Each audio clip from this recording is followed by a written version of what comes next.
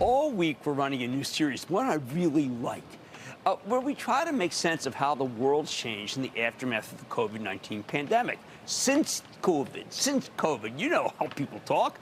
We've now had roughly a year since the last major wave, the Omicron strain, and that's enough time to assess the difference.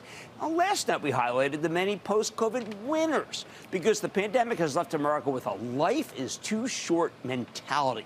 So we've got a boom in travel and live entertainment, restaurants and gyms. People are desperate to get out of the house, go places, see things, do stuff. But we've also got plenty of post-COVID losers, the groups that have been left behind by the society-wide transformation of the last 2 years, and it's major. Some of these are obvious, like the Office Real Estate Investment Trust. Practically every business wants people to come back to work in person because it's more efficient. But there's only so much you can do because white-collar work has changed permanently. We figured out how to do it best at home. Too many people want to go remote now that they know they can get away with it or do better. I'm willing to see the other side. So tons of businesses have adopted what's called a hybrid model, where people only need to show up 3 or 4 days a week. I like to show up 7 days, but I'm different. Maybe that changes as the Fed raises interest rates, spurring mass layoffs, and we don't want that. But for now, it's reality. And the persistence of remote or hybrid work translates into structurally lower demand for office space, particularly center city office space. That's obliterated the office REIT stocks. Boston Properties was trading at the 140s before the pandemic. It hit a new 13-year, not week, year low of $64 earlier this month, although it's bounced since then.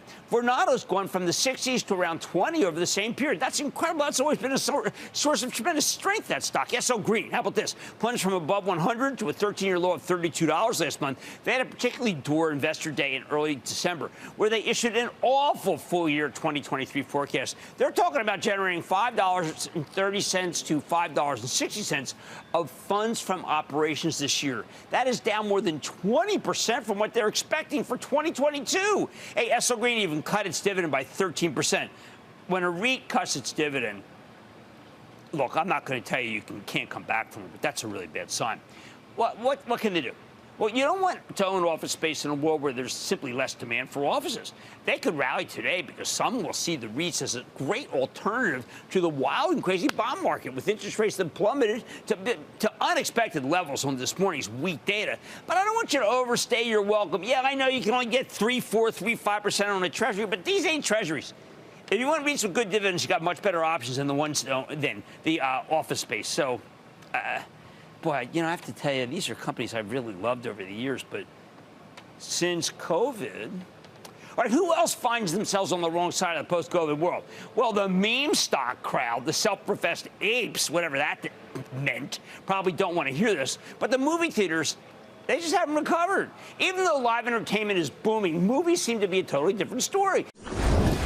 Don't miss a second of Mad Money. Follow @Jim Cramer on Twitter. Have a question? Tweet Cramer. #MadTweets. Send Jim an email to madmoney@cnbc.com or give us a call at 1-800-743-CNBC. Miss something? Head to madmoney.cnbc.com.